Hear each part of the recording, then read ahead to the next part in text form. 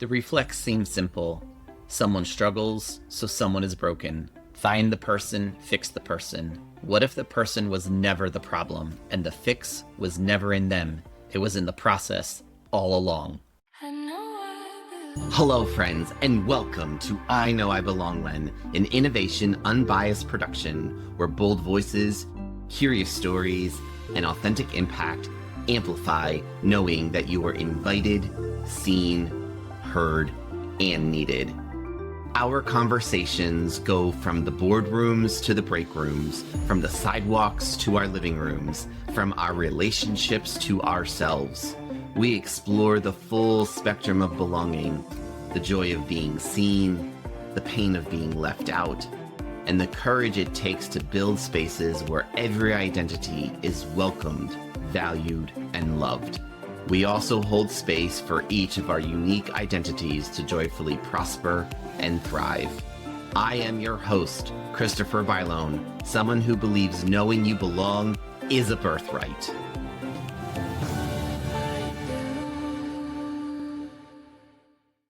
When a capable person struggles at work, most organizations ask the same question: what is wrong with them? Today's guest built an entire career on refusing to ask it. He walks into rooms full of HR leaders and flips the script. Stop interrogating your people and start interrogating your process. Because the meeting structure, the vague expectations, and the broken handoffs, those leave fingerprints. People just take the blame. Meet Grant Harris. Grant Harris, MBA, Certified Diversity Executive, is a neuro-inclusive speaker, a human-centered performance strategist, and the founder of GTH Consulting. His work builds on the foundation of fix your process, not your people, which challenges people leaders to inspect the systems around a person before labeling them as the difficult, disengaged, not ready, or not a culture fit. Organizations like the Washington Post, PBS, ASICS, and the Virginia Military Institute have brought him in to do exactly that. Here is the part that earns a second listen. Grant is a late-diagnosed autistic leader. He knows firsthand what happens when a workplace rewards comfort, familiarity, and one default communication style, and then misreads everyone who operates differently. He turned that lived experience into a diagnostic lens, asking better questions about where performance breaks down and where the system makes harder than it needs to be. He is also a Hall of Fame athlete, a 3-time author, and a man who has memorized the flag of every country around the world. Pause on that. Every single one. This is someone who's seen patterns the rest of us just walk past. So before you label your next people problem, consider the problem might be wearing a process costume. Grant Harris, welcome to I Know I Belong When. Christopher, great to be here. That was one of the best intros I've ever had. I appreciate that. Well, you're very welcome. I'm just taking what you have provided and turned it around into just a fun little script that we get to learn more about you before we dive into the conversation. So let's dive into it, friend.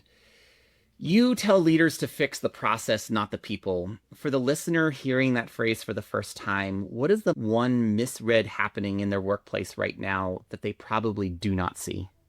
Excellent question, and I thank you for the opportunity. So fix your process, not your people, is a subset of my focus, which is human-centered performance. And human-centered performance is when we stop blaming people as the problem, when we start looking at processes as the problem. And when we ask the question, instead of Christopher is to blame or the person in the organization is to blame, we start asking this question: what part of the process made this outcome possible? What part of the process made this outcome possible? Instead of what did Christopher do or not do? Right. Why is Christopher not performing? Why is Christopher acting that way? Why is Christopher reacting that way? So that's the human-centered performance. And we look at the systems and the design around the people that are influencing how they act and operate and perform. So that's first and foremost, human-centered performance. Fix your process, not your people is not about generic DEI. It is not about generic Lean Six Sigma. It is not about generic workflow and processes, because that does not put humans at the center of performance, of productivity, and ultimately profit. So it is about action over awareness. It is about agency over Mm. advocacy. And awareness and advocacy are extremely important. They are just not the lanes that I am in. Everyone has their lane, and the lane that I am in is about action and how on Monday can we redesign work so that, again, the focus is on the process and not the people. Yeah. That's my lane, Christopher. What a great lane to be in. And you're speaking my love language because it's all about the process, the practice. And I also talk about the policy, right? What are the systems and how are they designed and how are they allowing people to show up at work, in community? And so if I love the fact that you take the focus away from the person. One of the things I was thinking about as you were saying that is also about the external pressures that are outside of work that impact the person, right? The work is very focused on what can the workplace control. However, it's also taking a little bit of a step back and what is the system, the society that may be causing somebody to react this way. And there might be some external pressures that an organization might not control, can control. However, they have to take it into account to see how they can best serve that individual to make sure that they can be the best leader possible. Yes. So the external always influences the internal. So you have caregivers, you have a generational workforce, you have societal expectations, and then you turn that internally, and those become unclear Right. expectations. Those become missed handoffs. That becomes misunderstandings, miscommunication, misinformation, disinformation. And these Yes. things create what we call friction. Yep. And friction is not, I talk about, it's interesting, Chris, I talk more about what my work is not Mm. than what it is, because it's easy to Yep. misconstrue and misunderstand. So I spend a lot of time talking about it's not Right. this. It's not all that 80% over there. It's this 20% over Yep. here. So the workplace friction is commonly misconstrued and misunderstood as I have a problem with Christopher and we're having interpersonal problems and we argue and potentially get into an altercation. That's employee relations. That's not workplace friction. That's not the friction that I am Right. talking about. I'm talking about the friction that happens when you set foot in the door for day one or when you log on to the computer for day one and the systems and how they are set up in onboarding, in recruiting, in retention. They decide and they manipulate how people feel, how they show up, how they Yep. operate, and it either catapults them or it debilitates Yep. them. And again, it's not about just, well, how does Christopher feel this day? Feelings are important, but it's more about how the process is set up that creates the opportunity for Chris to feel a certain way. Yes. So that's where that work is, and I make lots of distinctions online when I post on LinkedIn, and I have comments with HR and L&D and ERG leaders about how much of this work is not what people might think that it is. Right. So workplace friction has nothing to do with the interpersonal play. It has everything to do with how the operating system, the cadence, Yep. the rhythm of work affects people. And when I say how it affects people, it's everything from, oh, I'm happy today at work, to I'm crying in the bathroom at Mm. lunch, to I sitting in the parking lot for half an hour before I come into that meeting. Or in the remote environment, it's the fact that I have a 4 hour meeting on Saturday to talk about the same thing that we were talking about on Monday. And there's no clear Right. decision, there's no clear handoff, there's no clarity on roles. Who's making this decision? Why are they making this decision? Who's involved in making the decision? How is that decision getting communicated to the other people that it affects? This is workplace friction, Christopher. Yeah, exactly. And that's where my focus lies. And that's beautiful and so needed. So Grant, now I want to start taking this conversation more about you as the human, and so people can learn about who Grant is. So before the keynotes and the consulting business, it was just Grant Harris. Tell us where your name came from, who gave it to you, what does it carry, and is there a moment when hearing it said correctly or incorrectly told you something about the room you are in? So my name is hard to mess up. That's true. I've never really heard it stated incorrectly. Grant and Harris are English surnames, to the best of my knowledge. And I researched this before our call. Grant is an English name. Harris is an English surname. Unfortunately, many black people in this country do not know their roots.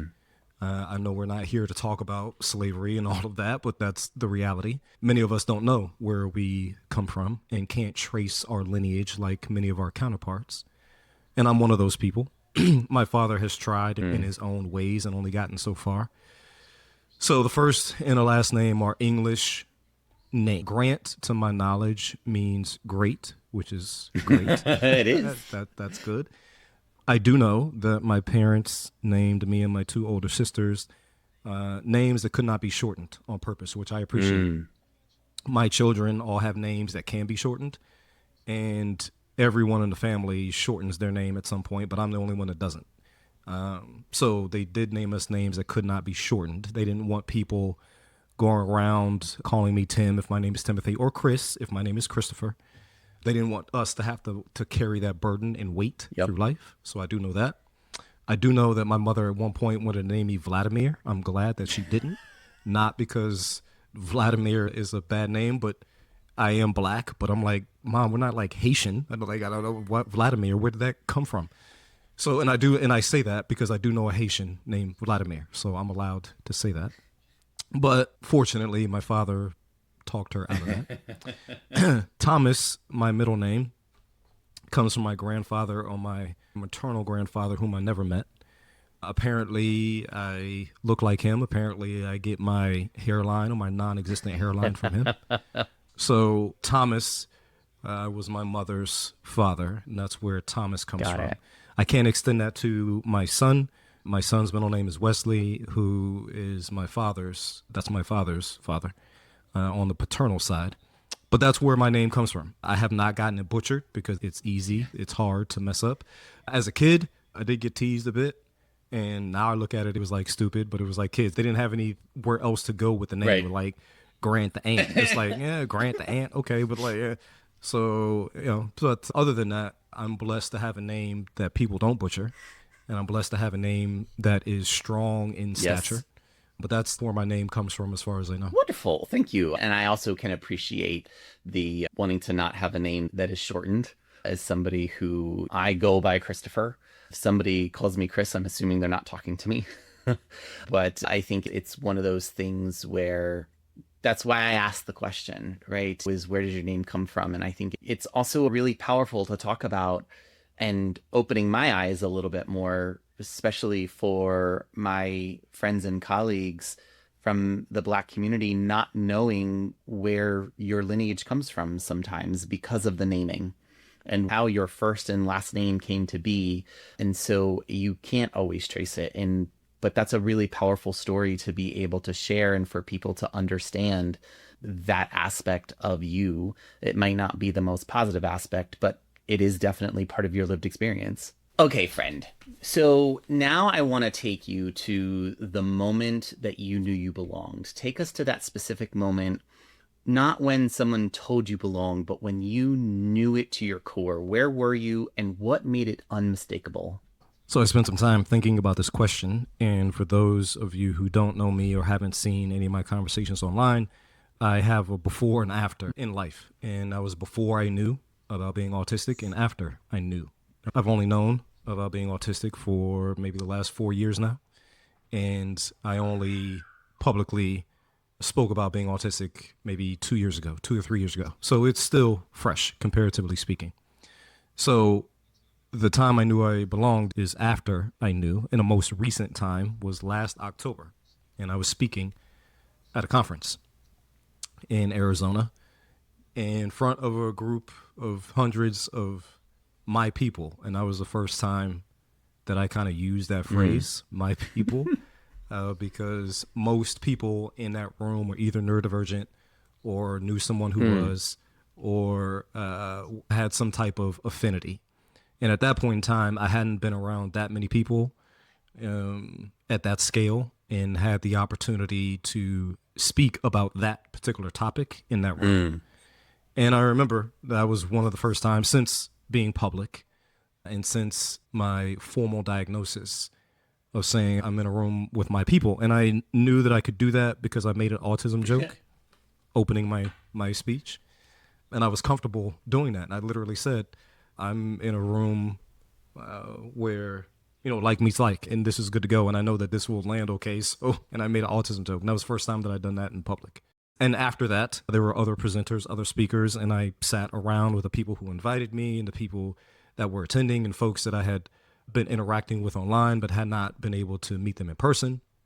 And it was just clear that everybody there was open and honest and perfectly fine with being different and thinking differently and showing up differently.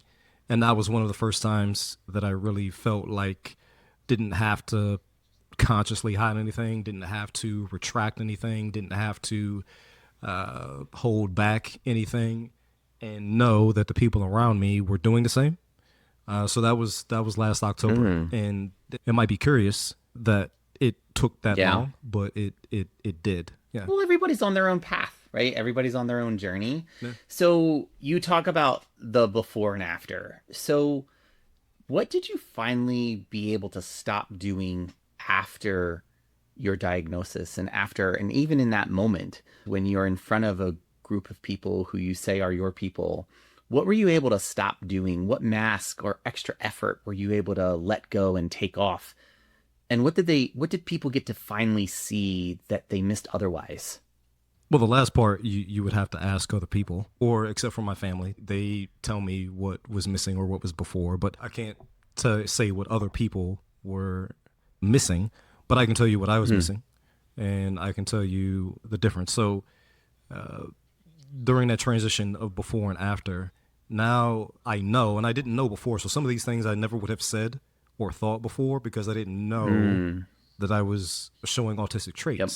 But now my language, my vocabulary, my experience, my interactions, much different. So I'm much more comfortable, which I know is highly privileged, in saying, well, this is how my brain works. This is how I show up. I communicate this way. I speak this way. And turning that, not turning it, presenting that in a positive way.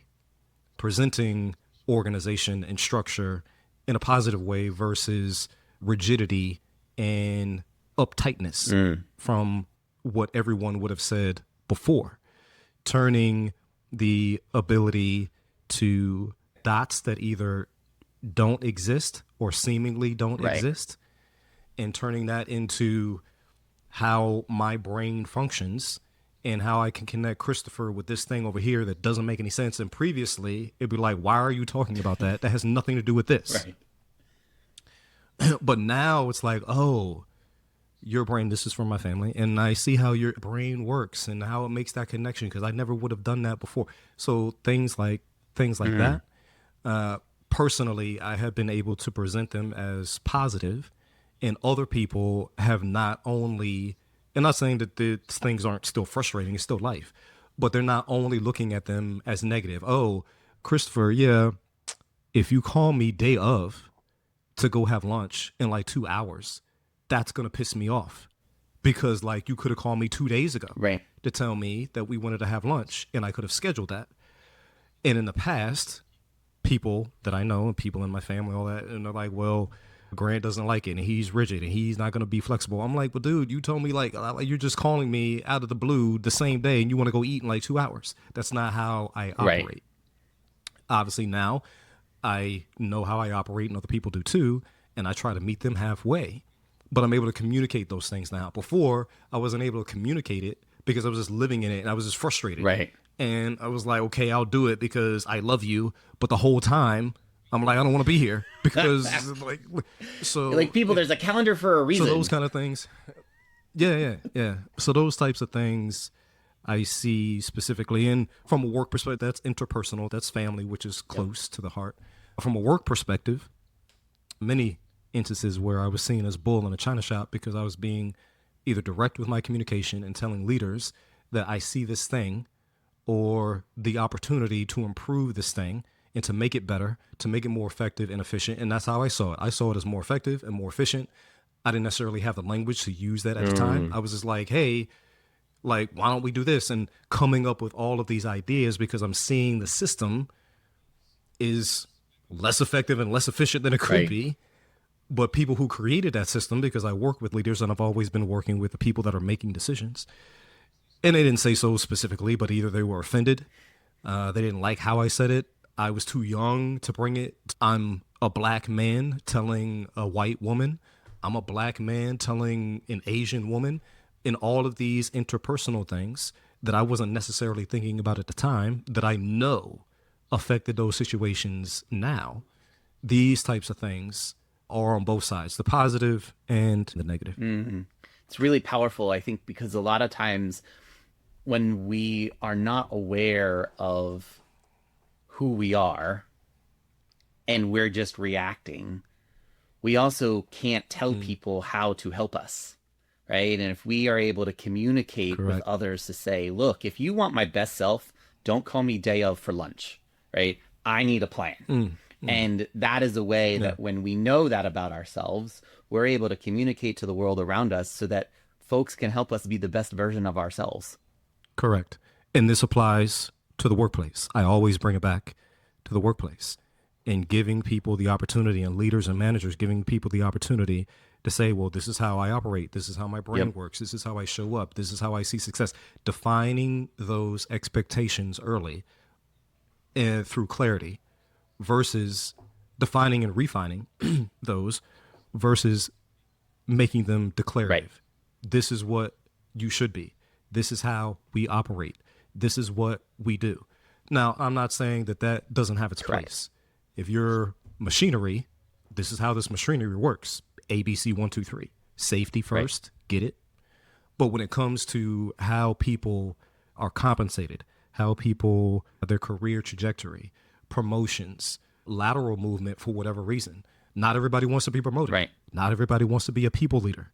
Not everybody wants to be a manager. Not everybody wants that title, and that's okay. But if you don't know that, and if you don't ask about that, and your operating system is when you come into an organization, Christopher, you have this title, you're supposed to have the next title in a certain amount of years. You're supposed to have the next Right. responsibility in a certain amount of years. There's clarity with that, but there's also restriction Yes. with that because Christopher might not want that. Correct. So leadership and management says, okay, here's a path that we have created. And if you want to follow this path, great, we can do that for you. But if you want your own path, and if you need your own path, help me help you create that Correct. path. That's where the conversation should be, Absolutely. which reduces the friction and increases retention, reduces avoidable attrition because we know, and I'm not big on throwing out stats, I can do that, but people, their eyes start to water when you throw too many numbers Right. at them. But we know the stats when it comes to autistic people being and Correct. underemployed, the majority, the vast majority. And I've been there in my life multiple times. We know the stats when it comes to loneliness, and people who are more lonely are more likely to be neurodivergent and or people of color all at the Yep. same time. And loneliness doesn't just apply to, it applies to this AI world too. Yes. And I had this conversation in a different podcast about how black people and especially black women are very lonely when it comes to AI because we're one of the first adopters. Black people in general are one of the first adopters of AI. Black women specifically are one of the first adopters, but we're learning it on our own. Mm, We're not being taught the way that our counterparts are being taught. And I'll bring it home in a second, connecting the dots, like I said. So we're not being taught those things. And you have this subset of people dealing with this massive transitionary system, and they're feeling alone on top of all the other things that they have to deal with in a yep. workplace, which cause what we say, again, friction. So you have all of this friction, and we need to move from friction to flow. And that's my 4-step process. I won't get in the weeds with that. But friction to flow is the idea. And when we're in a flow state, operating rhythm, operating cadence, the way people show up. It's not perfect. No. Never said anything about perfect. I did say about flow and removing the bottlenecks Right. and removing the barriers and the hindrances so that Christopher and Grant and everyone else, no matter their title, no matter their tenure, no matter their career trajectory, have what they need in order to be effective and efficient and perform well. And there's a difference, Chris. So when I talk about performance, I don't talk about there's performing and then there's performative.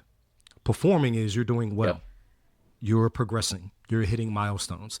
Performative is showing up at the meeting, actually burning people out, and it's creating exhaustion because we're talking about the same thing over and over again, or I don't even get to say anything in that meeting because nobody wants to hear my opinion, which is a form of burnout in and of itself.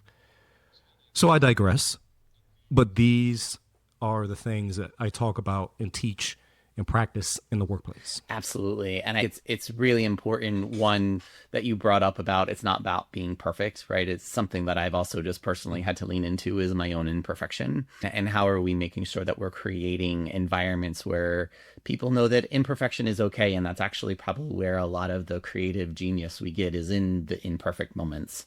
So I want to take this conversation in a little bit of a different direction. It would not be the I Know I Belong When podcast if we did not talk about how we navigated non-belonging. So tell us about a moment when your capability was misread, a time when the environment was not designed to interpret what you brought to it. What happened? I think I mentioned a couple of those, maybe indirectly, being a bull in a china shop and my communication style. But there was one story I always go back to early on in my career. I was management consulting. I come from consulting industry. I do not come from HR. All you HR leaders out there, I want to make this point known.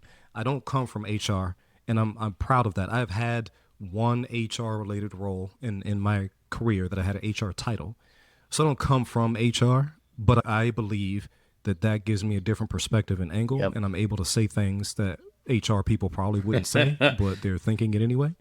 So I just want to make that point. So I come from management consulting. I come from a consulting world, and I was client facing earlier on in my career with a government GS-15. And if you're not familiar with those terms, a high level government employee. And I was given a task, and she said, go off and work. I don't remember the task, but it was work. I was earning a paycheck, and I came back like the same day, and I was like, here's my work. Because at that time, I got a clearly defined task. I had a clearly defined timetable in my mind. And I was effective and efficient in getting that work done. And I brought it back. And she said to me, she was like, whoa. She was like, basically pump the brakes. It's good enough for government work. You don't have to she basically said, you don't have to do work that quickly just because I give it to you. And I was like, what? I don't understand. You gave me a task. You said I should do this thing. And in my brain, I go do that thing. I come back to you. Give me the next task. I'm very task oriented. Right. Have always been task oriented. So that hit me kind of early in my career. I was like, well, I don't understand why I wouldn't do something that someone asked me to do. And if I did it on time and if I did it effectively and efficiently, why that person wouldn't want it back and why they would be like, oh, that's not how we do it here. She didn't say that, but that's what she was saying. So that was early on. It's one of those, you're making us look bad. Yeah. And I was like, okay. And then throughout the bull in the china shop, the direct communication, the, hey, we could do this thing better. We could make this process better. There are multiple instances that led to PIPs, personal or professional improvement plans, if you're not familiar with that term, led to short stints. Technically, Christopher, I've said this in private conversations, I have not held a job for longer than 3 years. And that's not unusual in the neurodivergent community. I take accountability for my portion and my part of those things, but it's not uncommon for people in the neurodivergent community to have extremely short stints. I've had 3 or 4 careers in my time. So, and on all of those instances, the level of communication, the level of interaction was always friction.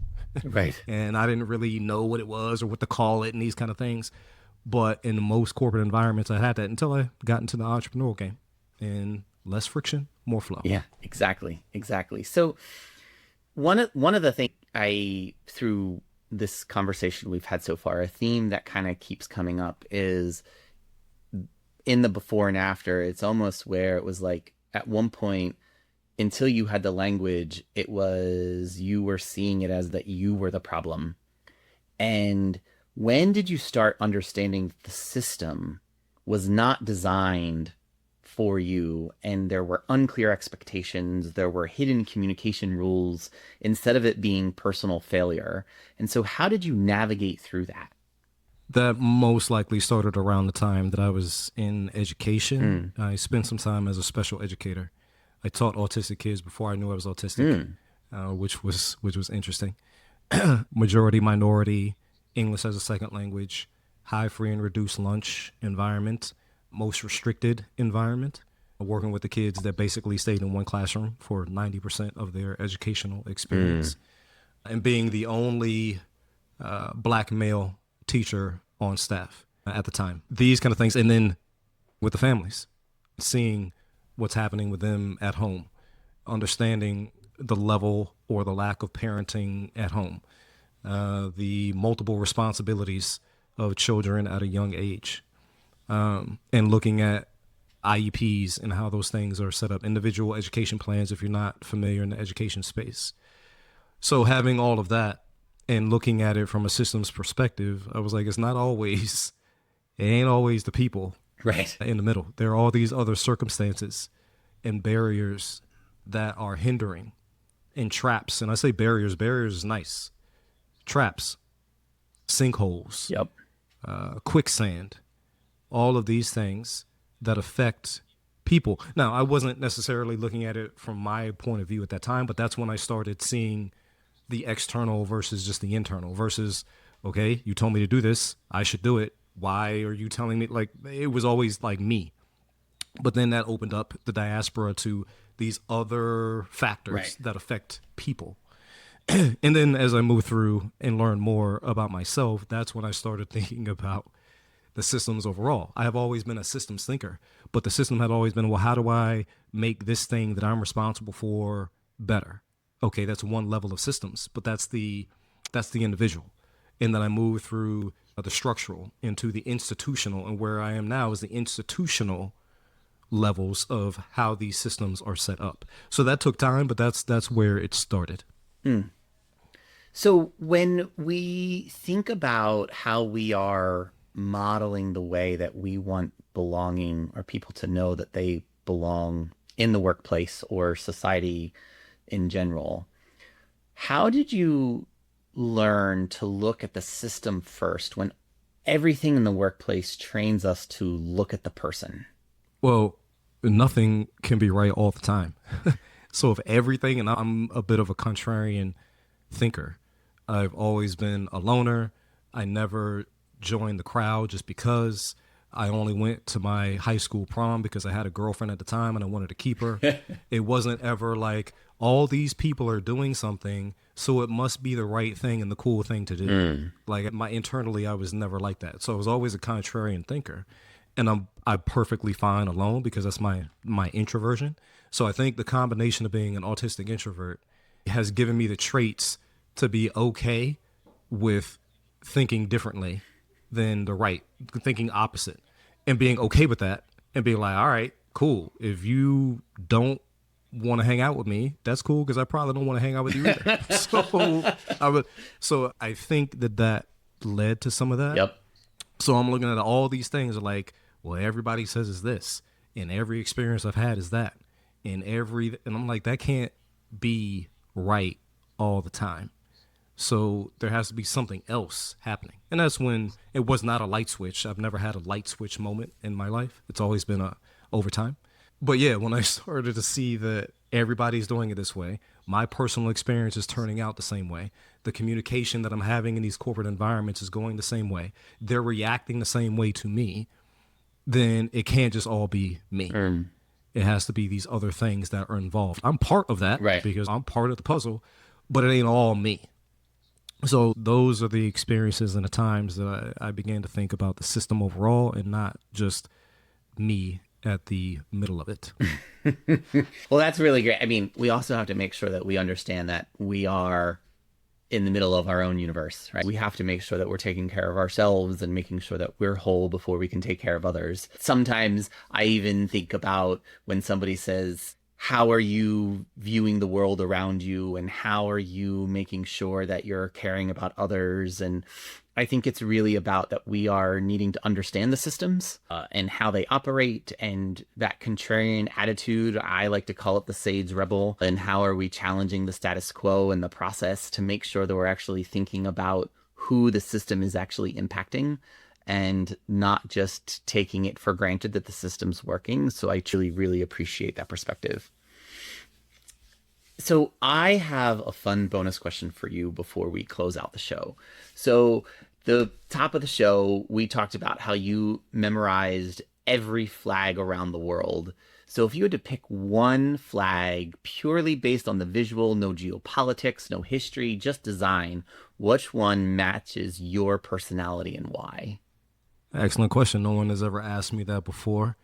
I think, and I think in roadmaps. So I'll share a little bit about my thinking. You could probably see behind me that I'm a Carolina Tar fan. I can see that. And that's only part of my wall and part of my collection. But I've always been a big UNC fan. Carolina blue is my favorite color. So there are a handful of flags, about 3 or 4 of them, that have prominent Carolina blue in them. And they happen to be in either Central America or South America. So I have not been to Argentina. I would like to go. I'm not a big soccer fan, although I know it's a World Cup.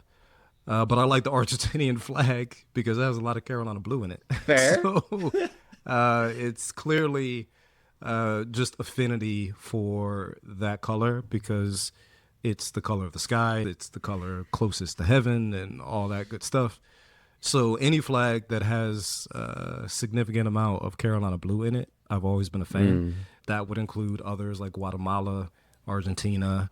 A couple others have prominent Carolina blue in them. But if I had to pick one, it would probably be based on color and not necessarily design. But when it comes to design, I prefer less is more. I'm a less is more kind of guy. So I like the flags that are less is more. There are plenty of flags that it's all about more is more. Yep. South Africa and Uganda and others is like, everything is in there. And there's reasons for that, which is great. And there's reasons for including that. But I prefer minimalist flags in general. And I prefer flags that have Carolina blue in them. So I would probably say Argentina. Okay. Fair enough. Fair enough. One of my favorite musicals comes from Argentina, Evita. Evita, yeah. Having a little bit of affinity there. Okay. So as we start to close out the show, a call to action. What is the one thing you want every listener to do this week in their very next meeting or one-on-one to catch a misread before it costs somebody something? So I'll talk from 2 perspectives. And I want to be sure that people understand that employees, subordinates, etc., can also misread people. It's not just a one-lane thing. However, the people in charge have the power and the authority over compensation and promotion and all of these things, which is why I focus on them. But we're a people, and employees have just as much responsibility in this as other people, but they don't have as much power and authority. Correct. So I'm talking to the people that have the power and the authority. Monday, look at one interview process, interview habit, meeting norm, or promotion signal that rewards what I call comfort over capability, and delete that. Wherever it exists. If it's in your policy, delete it. If it's in your one-to-one conversation, delete it. If it's in the bathroom stall, chit-chat, delete it. If it has something to do with the way it's always been done, it's legacy, if it's tradition, if it's, again, always been done, you should probably be looking at that thing. And wondering and being curious about, okay, we've been doing this for a very long time. Is it the best way to go? Is it effective? Is it efficient? Is it effective? Does it get the job done? Does it do what it's supposed to do? Is it efficient? Does it have the minimal effect on time, talent, and treasure possible? And if it doesn't, or if it's affecting those things negatively, then delete it on Monday. So that is my one charge to people that not only have the responsibility, but are in a position of power and authority and hold that power and authority over other people, is to look at a norm, look at a tradition, look at a legacy, ask if it's effective and efficient, ask if it's rewarding your level of comfort. This makes me feel good over someone else's capability, and delete it. No, Yeah. that's accountability right there, my friend. Right? Is how are we holding ourselves accountable to the process, the policies, the process, and the practice that we put in place. Okay, we have now come to the end of our recorded conversation. Grant, you have spent your career proving that when capable people struggle, the process usually leaves the fingerprints. You have taught rooms full of leaders to interrogate the system before they interrogate the person. However, this is your moment. No keynote, no diagnostic, no MBA after your name, just you finishing the sentence that closes our show.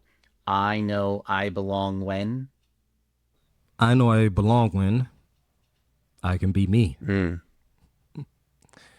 If I can be me in all the ways that I know to be me, in all the ways that I am aware in my conscious to be me, in all the ways that I am comfortable in being me, internally and externally, if I can be me in that environment for at least a moment.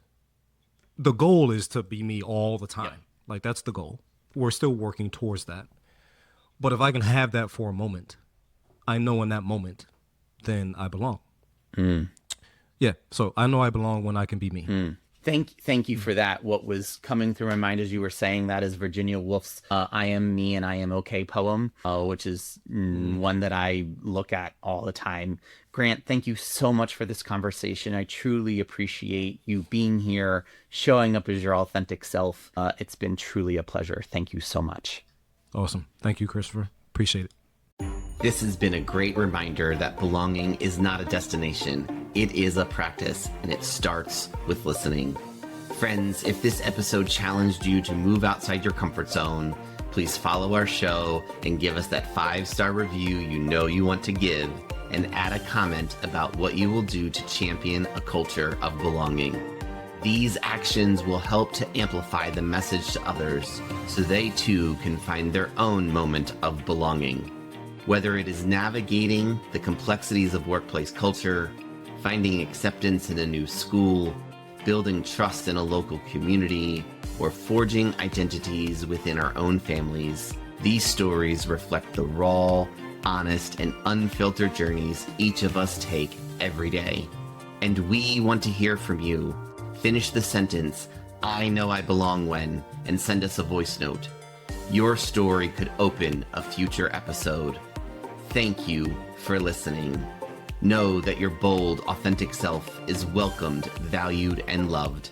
And until next time, remember, you belong here.